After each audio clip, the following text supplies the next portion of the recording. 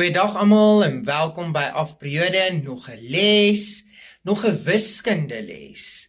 Hierdie wiskunde les is baie kort en kragtig, baie basiese les. Ek verstaan daar's van julle, soos ek gesê het in die inleidingsvideo's, ag, hoekom moet ek dit kyk? Dit is so boring, dit is basies, ek ken dit.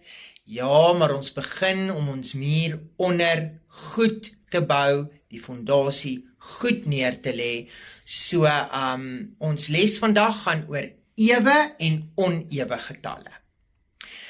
Dus het ek gesê, graad 1 tot 3 kan ook van hierdie basislesse kyk en kyk of hulle dit ook beter dan verstaan. So, vandag is 'n kort lesie. Ons gaan begin met ewe getalle. Ouens, ewe getalle is enige getal wat deur 2 gedeel word en daar bly niks oor nie.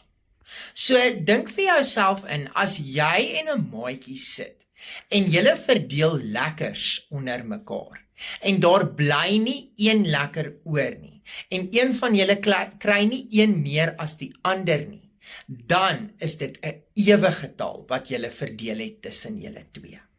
So wanneer ek met ewe getalle werk, beteken dit ek kan dit deel deur 2, of ek kan dit in 2 groepies sit, en daar bly niks oor nie, of daar's nie een van julle wat meer as die ander gekry het nie. Goed, nou, onewe getalle aan die ander kant, het altyd 'n res. Nou, 'n res is dit wat oorbly, wat nie gedeel kan word, as ek dit deel kan word tussen 2 mense nie. Reg, so byvoorbeeld die getal 3. Die getal 2 kan in 3 ingaan net 1 keer, dan bly daar 1 oor. Met ander woorde, 3 is 'n onewe getal, want daar het 'n res van 1 oorgebly. Ons vat 7 byvoorbeeld. 7 gedeel deur 2 is 3, maar dan het daar 1 oorgebly. So 7 is 'n onewe getal, want alles is nie verdeel in gelyke dele nie. Ek hoop julle verstaan hierdie konsep.